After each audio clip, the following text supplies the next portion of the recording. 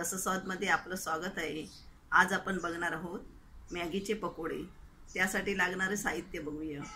1 वाटी बेसन, पाव चमचा हळद, पाव चमचा लाल तिखट, ब्राउन ब्रेड, तुम्हाला पाहिजे तर व्हाईट ब्रेड घेऊ शकता, 1 पॅकेट मॅगी मसाला पण आहे आणि चवीपुरतं मीठ, हळद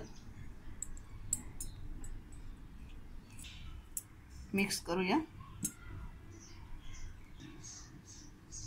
थोडं पाणी घालून आपण मिक्स करून घेऊया।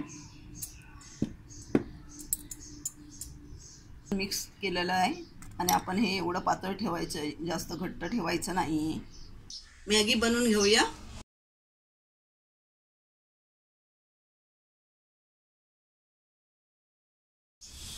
मॅगी आपली बनवून झाली आहे। एकदम सुक्की करायची नाही आहे, थोडंसं ओलपणा ठेवायचं आहे।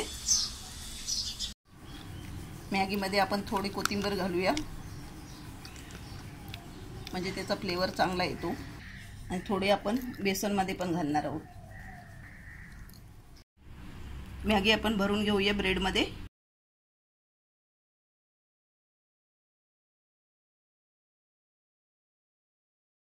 चांगली चारी बाजूने भरून घ्यायची आहे। आता ब्रेड वरून लावून घेऊया,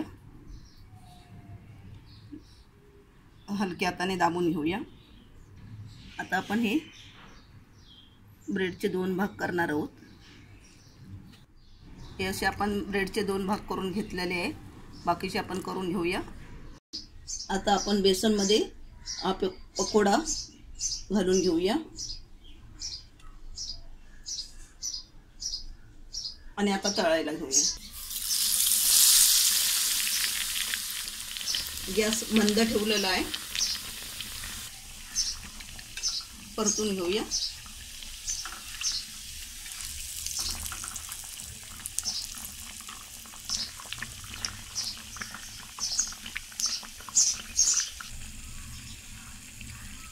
परत एकदा पलटून घेऊया आणि चांगला आता गोल्डन कलर आलेला आहे आणि हे आपला मॅगी पकोडा तळून झालेला आहे।